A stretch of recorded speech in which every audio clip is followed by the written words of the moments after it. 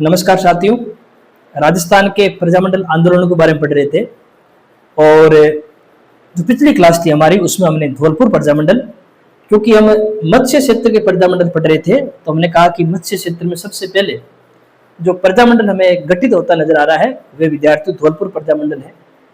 फिर धौलपुर प्रजामंडल हमने बात भी सही तरीके से की 1936 से पहले कौन सी घटनाएं हुई। 1936 में प्रजामंडल बनता है, झूला प्रसाद जिज्ञासु जोरीलाल इंदु उसके गठनकर्ता होते हैं। पहले अध्यक्ष कृष्णदत्त पालीवाल को बनाया जाता है, सचिव का पद आपके मूलचंद जी को दिया जाता है। उस प्रकार में फिर कैसे आपकी घटनाएं घटित होती है धौलपुर के अंतर्गत। तस्सीमो हत्याकांड के समय जब राजनीतिक जागृति चरम पर पहुंच जाती है और उसके बाद में स्वतंत्रता के समय धौलपुर किस प्रकार से भारतीय संघ में शामिल होता है, अंत में एकीकरण की प्रक्रिया का हिस्सा बनता है, वो सारी बात हमने जानने का प्रयास किया था। मत्स्य संघ का जो अगला जो प्रजामंडल है, कम समय लगेगा, इसके लिए हम पहले ले लेते हैं करौली। करौली रियासत का जो प्रजामंडल है, क्योंकि उसमें ज्यादा बातें नहीं है, 15-20 मिनट की क्लास होगी तो उसमें सारी बातें शामिल हो जाएगी। तो करौली प्रजामंडल को हम पहले ले लेते हैं। वैसे विद्यार्थियों, करौली प्रजामंडल जब 1938 में गठित हुआ था त्रिलोकचंद माथुर और चिरंजीव लाल के नेतृत्व के अंतर्गत, लेकिन 1938 से पहले भी कई सारी बातें हमें जो देखने को मिलती है। वैसे आप ग्रंथ अकादमी की पुस्तक BL पनगड़िया साहब की पुस्तक देखेंगे तो वहां पर हमें तारीख 1939 भी नजर आती है, लेकिन अधिकांश पुस्तकों की हम चर्चा करेंगे तो वहां पर तारीख 1938 ही आती है करौली प्रजामंडल की। करौली के अंतर्गत 1938 से ही विद्यार्थियों आपके एकीकरण की शुरुआत नहीं हुई है। वहां पर भी कई ऐसे राजनीतिक नेतृत्व करता है जिन्होंने समय समय पर करौली के अंतर्गत जन जागृति का संचार किया था। जैसे करौली के अंतर्गत दीवान आपके चिमन सिंह जी थे और चिमन सिंह जी के जो कुंवर है आपके मदन सिंह जी, जिन्होंने वहां पर करौली के अंतर्गत एक प्रकार से राजनीतिक और सामाजिक उत्थान का काम किया। कल्याण प्रसाद जी का नाम आता है, भंवरलाल जी का नाम आता है, पूर्ण सिंह जी का नाम आता है। ऐसे कई सारे राजनीतिक व्यक्तित्व रहे हैं जिन्होंने करौली के अंतर्गत प्रारंभिक चेतना का संचार किया। एक दिवसीय जो आपके प्रश्न पत्र होते हैं, जो ऑब्जेक्टिव टाइप के प्रश्न पत्र होते हैं, अक्सर उनमें इस प्रकार के नाम दे दिए जाते हैं और आपसे पूछा जाता है कि इनका संबंध किससे है। जैसे अभी हाल ही को एग्जाम हुआ था, उसमें रघुवर दयाल जी का नाम दे दिया था और पूछा गया था कि उनका संबंध आपके किस क्षेत्र से, किस रियासत से या फिर किस प्रजामंडल से रहा है। तो कुछ नाम अगर हम थोड़े से यहाँ पर याद रख लेंगे तो चीजें हमारे लिए और आसान होगी और समझना भी हमारे लिए आसान हो जाएगा। कुंवर मदन सिंह जो चिमन सिंह के पुत्र थे, चिमन सिंह दीवान की भूमिका में थे। कल्याण प्रसाद, पूर्ण सिंह, भंवरलाल और भी कई सारे व्यक्तित्व हैं, लेकिन मैंने वे ज्यादा व्यक्तित्व आपको बताए हैं। जो आगे चलकर इनकी जब कार्यवाही होगी तो कार्यवाही के दौरान ये शब्द, ये व्यक्तित्व और चर्चित आएंगे, इसलिए मैंने इनके नाम आपको सबसे पहले बताए। चिमन सिंह जो दीवान थे यहाँ के थोड़े से प्रतिक्रियावादी व्यक्ति थे, दीवान चिमन सिंह। और प्रतिक्रियावादी व्यक्ति का मतलब हो गया यहाँ पर कि ये भी लोकतांत्रिक प्रक्रियाओं, लोकतांत्रिक व्यवस्थाओं में बिल्कुल विश्वास नहीं रखते हैं। स्वेच्छाचारिता और निरंकुशता के पक्षधर है, उसी में विश्वास रखते हैं, उसी प्रकार की नीति आपके आगे बढ़ाते हैं। लेकिन इनके पुत्र कुंवर मदन सिंह लोकतांत्रिक प्रक्रियाओं में विश्वास रखते थे। कहते हैं कि मदन सिंह ने अपनी पत्नी के साथ मिलकर करौली क्षेत्र में जब हैजा जो आपकी बीमारी है फैल गई थी तो उस समय सामाजिक कार्य किया, हैजे से पीड़ित व्यक्तियों से सहयोग किया और उस दरमियान स्वयं आपके हैजे से पीड़ित हो गए थे। न केवल आपने ये काम किया बल्कि करौली के अंतर्गत जो बेगार प्रथा है उसके खिलाफ आवाज उठाई। पूर्वी राजस्थान हम देखते हैं, अलवर के आसपास क्षेत्र देखते हैं, वहां पर सुअर को लेकर विशेष समस्या थी। जो जंगली सुअर होते हैं वो कहीं ना कहीं आपके फसलों को नुकसान पहुंचाते हैं और इन क्षेत्रों में सुअरों को मारने की इजाजत आपके किसानों को नहीं दी गई थी। तो सुअर मारने की इजाजत भी किसानों की तरफ से चाहते थे, तो बेगार प्रथा को उन्होंने विरोध किया। कृषि की सुरक्षा के लिए विद्यार्थी सुअर मारने की इजाजत उन्होंने मांगी। और इस संबंध मैंने पहली बात बताई थी कि पूर्वी राजस्थान के अंतर्गत भाषा को लेकर भी एक बहुत बड़ा आंदोलन खड़ा हुआ। तो करौली के अंतर्गत आपके उर्दू की जगह हिंदी को राजभाषा बनाने के लिए मदन सिंह ने एक प्रकार से आंदोलन खड़ा कर दिया।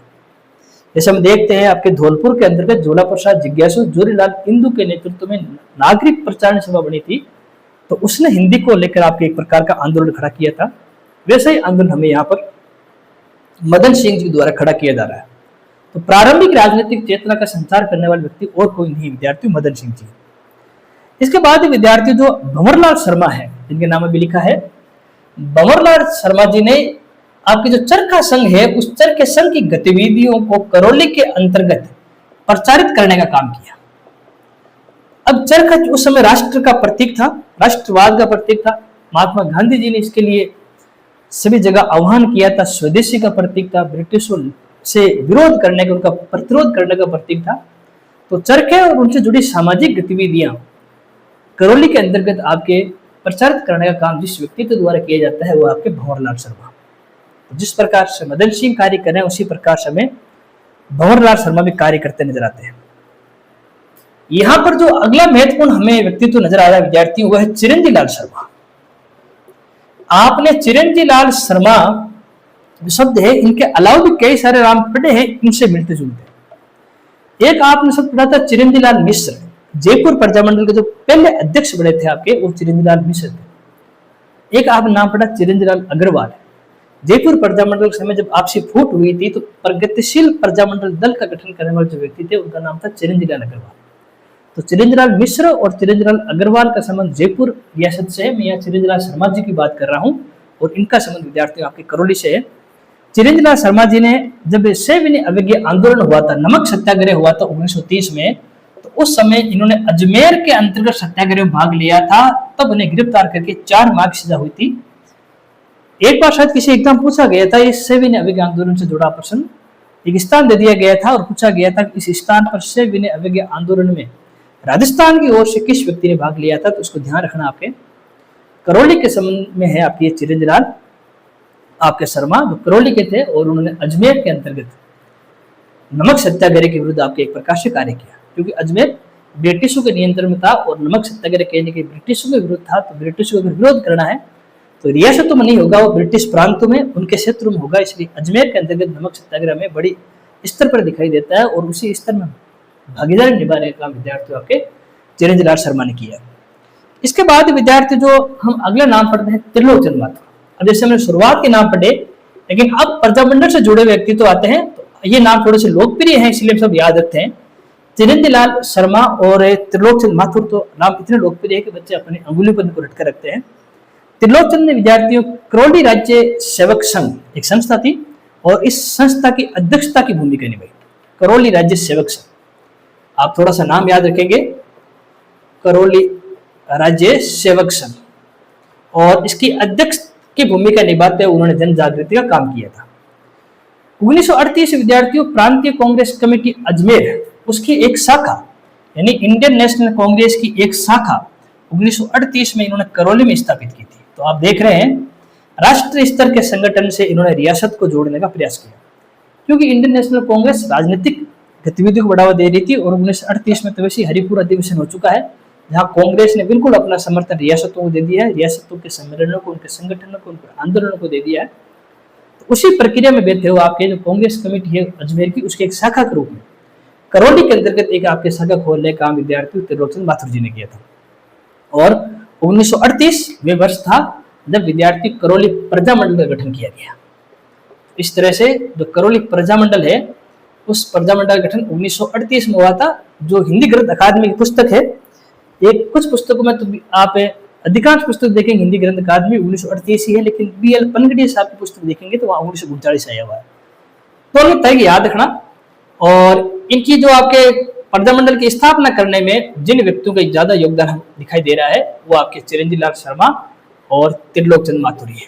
इस प्रकार से इन दोनों त्रिलोक चंद्र माथुर इनके सम्मिलित प्रयासों से फिर करौली के अंतर्गत प्रजामंडल में गठन हुआ। इस समय के जो आपके शासक है विद्यार्थी भीमपाल, जो भीमपाल जो करौली के शासक है, जाहिर सी बात है कि करौली के अंतर्गत होने वाले राजनीतिक उठापटों को स्वीकार नहीं करेंगे।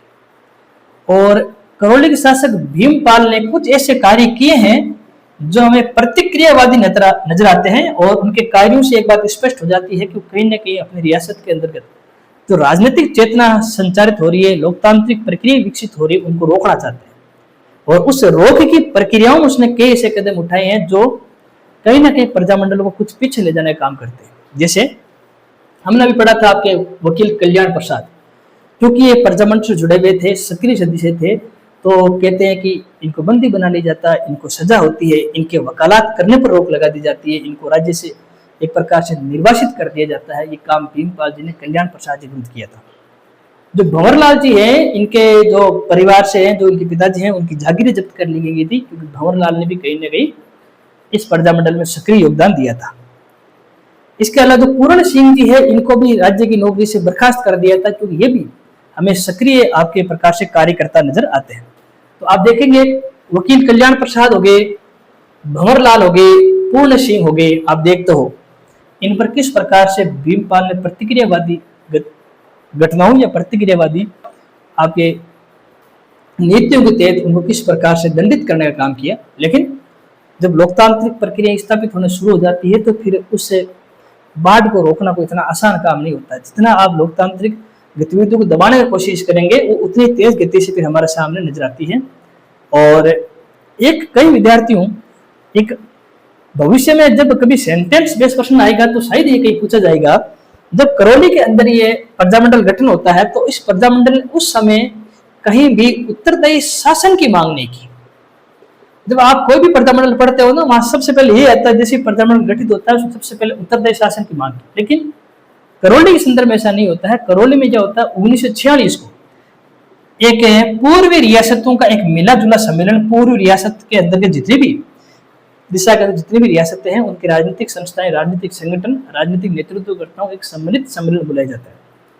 और इस सम्मेलन में पहली बार ये जो करौली प्रजामंडल है, इसके जो उस समय तत्कालीन अध्यक्ष थे पूर्ण सिंह, उन्होंने वहां पर पहली बार उत्तरदायी शासन की मांग की थी। तो कई बार ऐसे मान लीजिए करौली प्रजामंडल से जुड़ा हुआ एक कथन से सवाल आ जाए कि इस प्रजामंडल का गठन 1930 में हुआ, त्रिलोकचंद माथुर, तिलेन्द्र शर्मा का योगदान रहा, इस प्रजामंडल ने गठन के साथ उत्तरदायी शासन की मांग कर ली, तो सेंटेंस गलत हो जाएगा आपके। इसने प्रारंभ उत्तरदायी शासन की मांग नहीं की थी। 1946 में जब राजनीतिक सम्मेलन हुआ था तब जाकर उन्होंने एक प्रकार से उत्तरदायी शासन की मांग की थी। और फिर तुम सब जानते हैं अन्य रियासतों के समान 1900 जो आपके 47 है 15 अगस्त 1947, उससे पहले ही करौली जो रियासत है उसके शासक ने भी भारतीय संघ में विलय पर हस्ताक्षर कर दिए। और 18 मार्च 1948 को हमारे राजस्थान की एकीकरण की प्रक्रिया शुरू हो चुकी है और उसके जो प्रथम चरण है मत्स्य संघ, उसका जो आपके निर्माण है 18 मार्च 1948 को होता है। और उसमें जो अलवर, भरतपुर, धौलपुर है उनके साथ करौली की सहभागिता भी हमें नजर आती है। और जैसे ही मत्स्य संघ बनता है फिर चरणबद्ध रूप से मत्स्य संघ को भी राजस्थान के अंतर्गत शामिल कर लिया जाता है और हमें एक एकीकृत और संगठित राजस्थान नजर आता है, जिसके अंदर करौली की भूमिका भी निश्चित तौर पर महत्वपूर्ण थी। तो इस तरह से विद्यार्थी हमने करौली प्रजामंडल के बारे में पढ़ा, उसके प्रारंभिक व्यक्तित्व के बारे में पढ़ा, फिर चिरंजीव लाल शर्मा, त्रिलोकचंद माथुर जो अधिकतर हमें लोकप्रिय व्यक्तित्व नजर आते हैं उनके बारे में देखा, उनका संबंध किस प्रकार से विद्यार्थियों आपके चिरंजीव लाल शर्मा जी का संबंध नमक सत्याग्रह से था और त्रिलोकचंद माथुर जी ने करौली राज्य सेवक संघ की स्थापना की, एक प्रकार से अध्यक्षता की, इंडियन नेशनल कांग्रेस की शाखा करौली में स्थापित की। और फिर चिरंजीव लाल जी के साथ मिलकर त्रिलोकचंद जी ने 1938 के अंतर्गत करौली प्रजामंडल की स्थापना की। तो इस प्रकार से विद्यार्थी बिल्कुल सामान्य से बातें हैं, छोटा सा टॉपिक था और इसको भी हमने बड़े अच्छी तरीके से लेने का प्रयास किया। पढ़िए आप इसको अच्छी तरीके से। अगली क्लास में हम जो हमारे अलवर प्रजामंडल है उस अलवर प्रजामंडल के बारे में अच्छे से पढ़ेंगे। तब तक के लिए धन्यवाद।